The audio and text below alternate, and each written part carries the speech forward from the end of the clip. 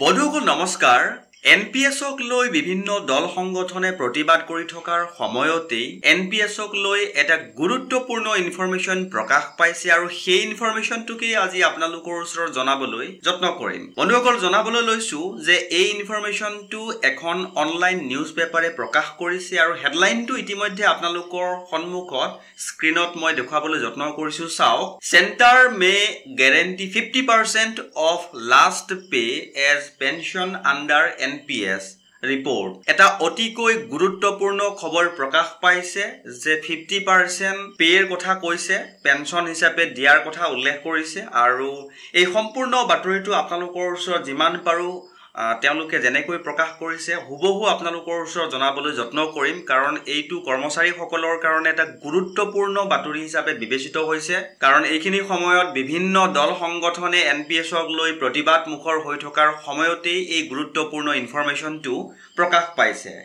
তে বন্ধুসকল বাতৰিটোৰ সম্পূৰ্ণ সবিশেষ আমি জানিবলৈ যত্ন কৰো আহক। বাতৰিটো এনেকৈ প্ৰকাশ পাইছিলে, মই হাইলাইট কৰি থৈছো ইতিমধ্যে, দেখুৱাবলৈ যত্ন কৰিছো। চাওক, central government employees covered under the national pension system May soon be assured of 50% of their last drawn pay as pension as the government works towards addressing concerns over payout disparities according to a report by the Times of India. বাতৰিটোত এনেকৈ উল্লেখ কৰিছে যে times of ইণ্ডিয়াই এটা বাতৰি উল্লেখ কৰিছে যে যিসকলে এনপিএছৰ অধীনত কৰ্মৰত হৈ আছে তেওঁলোকে অতি সোনকালেই এটা এনপিএছৰ ওপৰত নতুন খবৰ পাব পাৰে। আৰু নতুন খবৰটো হ'ল যে তেওঁলোকে এনপিএছৰ অধীনত কাম কৰি থকাৰ সময়ত তেওঁলোকৰ যিটো লাষ্ট পে আছিলে সেই লাষ্ট পেৰ 50% পেনশন হিচাপে দিয়াৰ কথা উল্লেখ কৰিছে।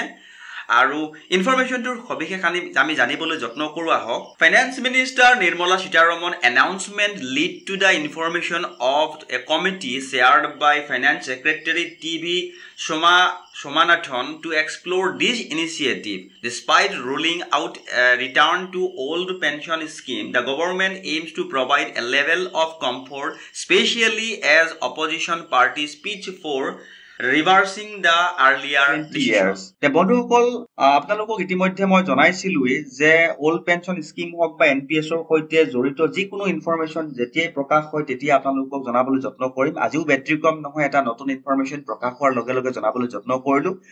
যদি আপোনালোকে চেনেলটো পোন প্ৰথমবাৰ ভিজিট কৰি আছে তেনেহলে চেনেলটো ছাবস্ক্ৰাইব কৰি হাতত ৰাখিব বুলি আশা ৰাখিলো।